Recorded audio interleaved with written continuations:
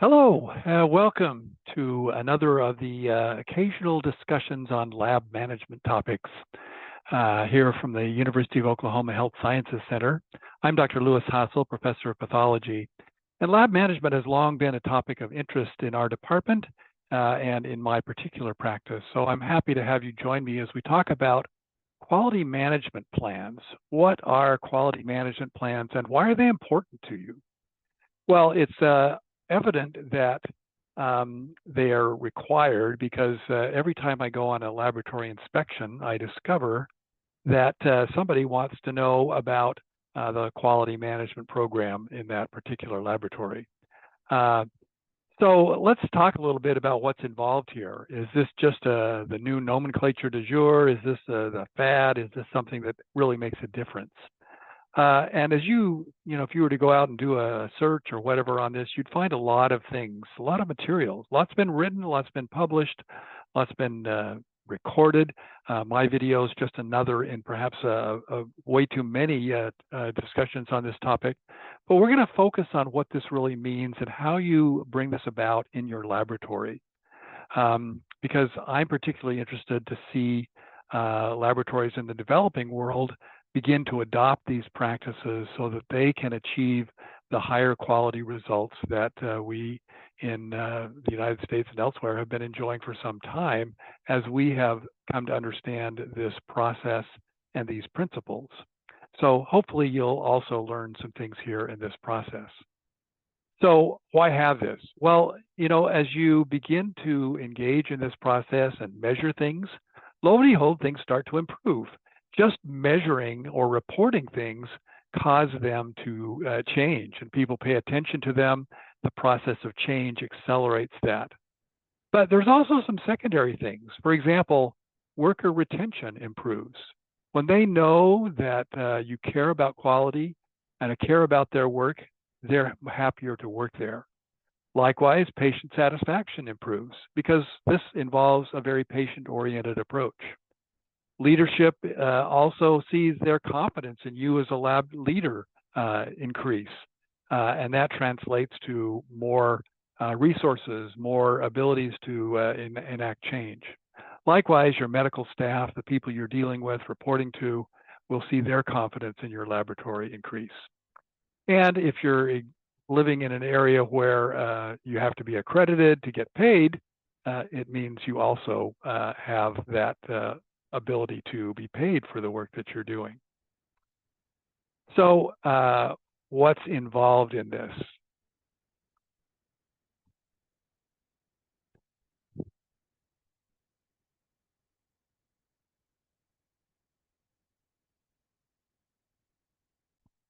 Well, we know that there are different stages of process involved with the laboratory. And this diagram from my colleague, Dr. Jung, shows that there really are these several phases of laboratory work. We have the pre-examination phase. We have the examination phase, the analytic phase, sometimes called that. And we have the post-examination or reporting phase, seen here. And as we think about the whole process of how things work in the laboratory, there are key points at which we receive inputs and points at which we have outputs. And that's all part of that process of receiving samples, performing work, generating results, and reporting those. And all of the things that are involved with this are areas where there can be problems. Areas where there can be miscues. And a quality laboratory pays attention to each of these at all three phases of the testing process to be aware of those problems and take steps to monitor for them, minimize them, and to improve on their processes so that they become so-called bulletproof. There are several principles that are involved with this process in order to do this. One is that, of course, you have to be focused on who you're serving. You're serving a customer. That customer is the patient, it may be physicians, it may be your leadership. Those are all people who are essentially paying you to do the work. And so involved with that is the principles of leadership, engaging your workforce, looking carefully at your processes rather than blaming people, but looking at ways that you can improve the process so that it becomes more bulletproof, making decisions based on data or evidence, and then managing the relationship so that you develop a healthy ability to continue to improve. Now, we can look at a little further outside this cycle of 7 principles to look at the various key elements that are involved with our work. So we have a facility and we think about safety and so forth that's involved there. We have an organizational structure. We have the personnel, their training, their background, their skills. We have equipment, tools that we use. We have supplies, the purchasing and inventory process. And then we have our procedures. Process control is very important there. We have a data system, management of that information, whether it's patient data or results data or functional data about machines. And these all produce records and documents that need to be managed as well. In addition, those times when something goes awry, when there's an occurrence or an event that we dread or don't want, we have to figure out ways that we're going to deal with that, and that needs to be part of our planned process as well. There have to be regular steps of assessment and an attention to how we will systematically go about improving our process so that our customer service also meets the standard that we want to meet. Looking at this in the more process-based system, you can think about the inputs here from your customers and their requirements and the outputs to your customers and other interested parties. But this cycle of testing and evaluation goes on in the middle of this process, which involves analysis, improvement, resource utilization, and so forth, as well as leadership on the part of our laboratory. Now, charts and diagrams are all great, but what really matters is where the rubber meets the road in the day-to-day work. And so what are you going to do? Well, at times you need to be thinking about having a formal plan, a written plan, and so forth, but it has to be built on those principles that we've just mentioned. And then each of the 12 essential items surrounding those core principles should have various goals, metrics, or methods of measuring and monitoring them that come into play. And then you think about, well, how frequently do you want to report on those, and who do you report to, where, and so forth. And as this all unfolds, there needs to be then a secondary stop, which says, how is our overall plan doing?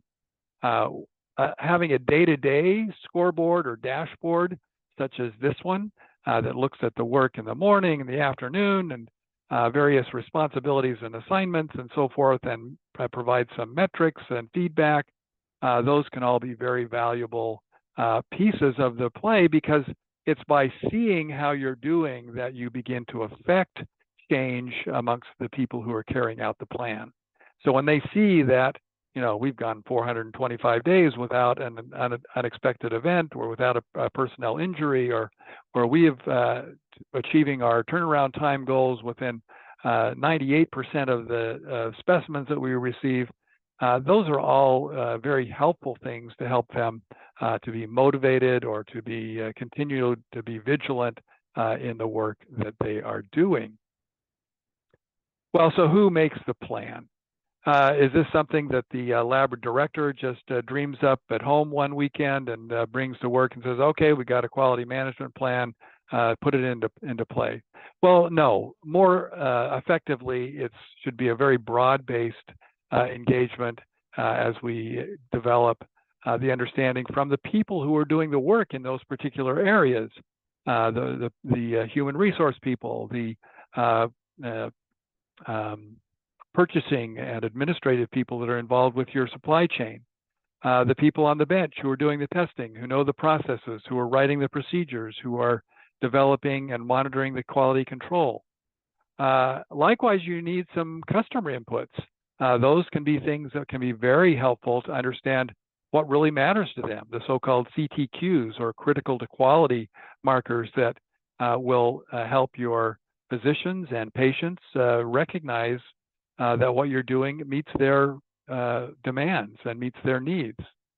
Now, you can begin with a template with an outline that somebody else has used, but really this needs to be adapted to your particular lab based on the menu of tests that you're doing, based on your client base, the customers you're serving, based on your hours of operation, all of those sorts of things. And then with all of those kinds of inputs, you can develop a written plan and continue to then modify that as events unfold and as time goes forward. And that's very important to recognize, that your plan is a dynamic plan. It's not a write it once, put it on the shelf, drag it out when the inspectors come to take a look at it, but something rather that has to be used day to day and modified year to year, or even month to month or week to week as various events unfold, as you develop experience in serving your customers. Now, when you think about monitoring the various markers or metrics that you've set up in your plan, there are sort of two kinds of, or two phases in that monitoring. One are those things that are continuous, where you get constant feedback, but maybe you only report or summarize these on intermittent time frames. This might be things like quality control data on a machine or on a refrigerator, or the evaluation is episodic but frequent, so like frozen section evaluations or those sorts of things. And with these, you can then look to develop incremental improvements, looking for ways to nudge your performance upwards. Now, this obviously has some overlap with the quality control or quality assurance activities that your laboratory will be doing. Then beyond the continuous events, there are those so-called episodic things. These might be things like sentinel events or never events, a wrong site surgery or a wrong name on the tube, or some sort of other crossover problem. And these sorts of things oftentimes demand sort of breakthrough improvements. They often present with a very high urgency, with high stakes, and potentially also then very high returns as well. And so thinking about those high risk events in your plan should definitely trigger an urgent investigation and response. And that may involve things like a root cause analysis to ask the questions of, why did this happen? What contributed to that? Where did it happen? When? Why? Who was responsible, or who could have made a difference? How could this have happened? And it may also involve the need to potentially freeze testing or reporting, and even potentially a need to look retrospectively to determine if other results or other processes have been adversely affected by what you have uncovered in this investigation. So this needs to be a fairly urgent and a timely response, because you don't want to continue to perform at a substandard way and potentially endanger other patients. So using the plan, once it's in place, should lead to sort of a culture of regular accountability and reporting on things, a very high awareness of the quality metrics that you're using, and that agenda for regular reporting sessions becomes those metrics that you're using. The plan will tell you what you need to be talking about, what you need to be thinking about as you come to your quality council or your leadership retreat, or your daily huddles, for example, even. And that will also then determine the next steps towards those incremental improvements that you want to make. And a little hint here is I've seen a number of plans where, they report month after month, year after year, and then the only action item or the only action in consequence of the particular report is continue to monitor. Well, that may be fine if your laboratory is really consistently hitting the target, but you may be missing opportunities.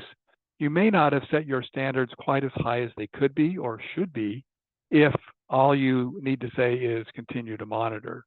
If you never are needing to make improvements, if you're never needing to make changes to adapt or to adjust your processes to become better, your quality management program is not really serving the purpose that it needs to for you to reach your level of effectiveness that you want.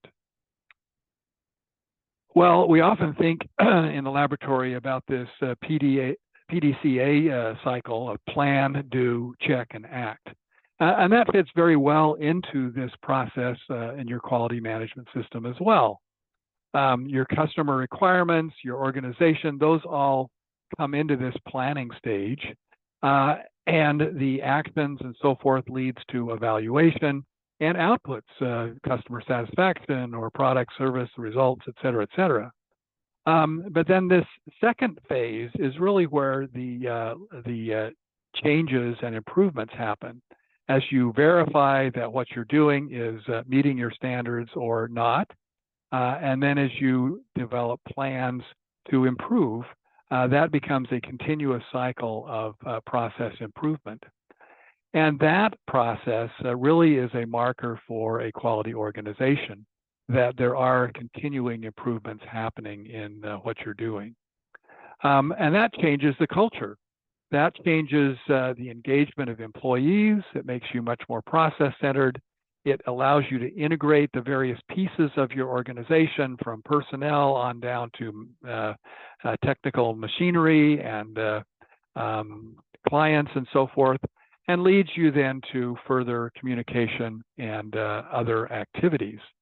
This level of continuing improvement will also then change the nature of your organization. Now, I'd like to sort of wrap this up with maybe a short little parable, if you will. It's my friend who said, or told the story of, I can sleep when the wind blows. This story calls back a farmer who was looking for a farmhand, and there was one guy came to apply, and he said, well, you know, what's your experience? And the guy said, well, you know, I don't know a lot about farming, but I can sleep when the wind blows. And the farmer was puzzled about what this meant, but he only had one applicant, so he put him to work.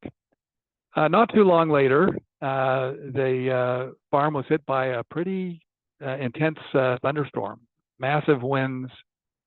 Concerns for this and that rolled through his mind, and he wondered, my word, was the barn door locked? Were the sheep safely in? Were the crops bedded down and so forth? And he thought, oh, that guy, I'm not sure if he did everything. And so he went out to check. And lo and behold, the door was locked. The sheep were safely in. The crops had been harvested before the storm came. And he realized that everything was in order.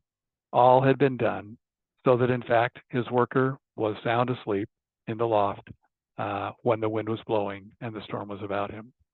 I hope that will be the case with you in your laboratory, that when the storms arise, when problems come, you'll be able to sleep when the wind blows, because you have done the preparatory work and engaged in the quality management process so that you really are prepared for the unexpected.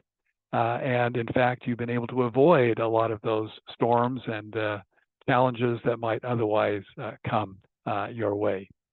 So thanks so much for joining me for this discussion. I welcome your questions. I'll post a link to some of the publications on this topic in Path Outlines that my colleague, Dr. Jung, and I worked on not too long ago to update this material. And you may find more references there as well for your help. So until next time, thanks so much for joining me.